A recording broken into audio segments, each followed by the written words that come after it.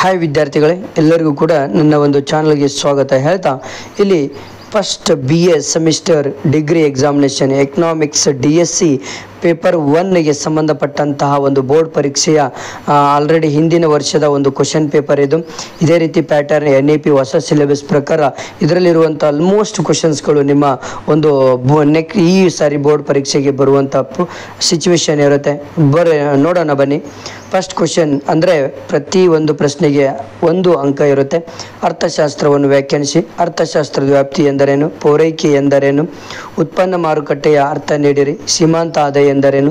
ಉತ್ಪಾದನಾಂಗಗಳು ಯಾವುವು ತಿಳಿಸಿರಿ. ಛೇದಕ ಬೇಡಿಕೆ ಸ್ಥಿತಿಸ್ಥಾಪಕತ್ವ ಎಂದರೇನು? ರಾಷ್ಟ್ರಗಳ ಸಂಪತ್ತು ಗ್ರಂಥ ಬರೆದವರು ಯಾರು?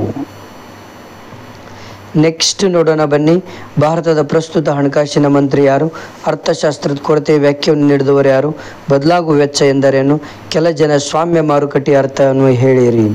ನೆಕ್ಸ್ಟ್ 5 ಮಾರ್ಕ್ಸಿಗೆ ಕೇಳೋಣ. ನೋಡಿ ಹೇಳಿದ್ದಾರೆ 5 ಮಾರ್ಕ್ಸಿನ ಕ್ವಶನ್ಸ್ಗಳನ್ನು ಕೇಳ್ತಾರೆ. ಆರ್ಥಿಕ ಚಟುವಟಿಕೆಗಳ ಪ್ರಕಾರಗಳನ್ನು ವಿವರಿಸ್ರಿ. ಪೂರೈಕೆಯನ್ನು ನಿರ್ಧರಿಸುವ ಅಂಶಗಳು ಯಾವುವು? ಅರ್ಥಶಾಸ್ತ್ರ ಸಂಪತ್ತಿನ ವ್ಯಾಖ್ಯೆಯನ್ನು ವಿವರಿಸ್ರಿ. ಆ್ಯಂಡ್ ಏಕಸ್ವಾಮ್ಯ ಮಾರುಕಟ್ಟೆಯನ್ನು ಲಕ್ಷಣಗಳನ್ನು ಸೂಕ್ಷ್ಮವಾಗಿ ವಿವರಿಸ್ರಿ.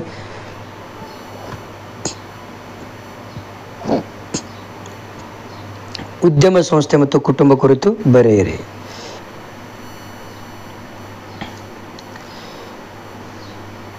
ನೆಕ್ಸ್ಟು ಪ್ರತಿಯೊಂದು ಪ್ರಶ್ನೆಗೆ 10 ಅಂಕಗಳನ್ನು ನಿಗದಿಪಡಿಸಿದ್ದಾರೆ. ಉತ್ಪಾದನಾಂಗ ಮಾರುಕಟ್ಟೆ ಮತ್ತು ಉತ್ಪನ್ನ ಮಾರುಕಟ್ಟೆಗಳನ್ನು ಕುರಿತು ವಿವರಿಸಿರಿ. ಬೇಡಿಕೆ ಎಂದರೇನು? ಬೇಡಿಕೆಯ ನಿಯಮವನ್ನು ರೇಖಾಚಿತ್ರದೊಂದಿಗೆ ವಿವರಿಸಿರಿ. ಪರಿಪೂರ್ಣ ಪೈಪೋಟಿ ಮಾರುಕಟ್ಟೆಯ ಲಕ್ಷಣಗಳನ್ನು ವಿವರಿಸಿರಿ. ಓಕೆ, ಇವೆಲ್ಲ ತುಂಬ ಇಂಪಾರ್ಟೆಂಟ್ ಇರುವಂತಹ ಕ್ವಶನ್ಸ್ಗಳು. ಏಕಸ್ವಾಮ್ಯ ಮಾರುಕಟ್ಟೆ ಎಂದರೇನು? ಅದರ ಲಕ್ಷಣಗಳನ್ನು ವಿವರಿಸಿರಿ. ಓಕೆ.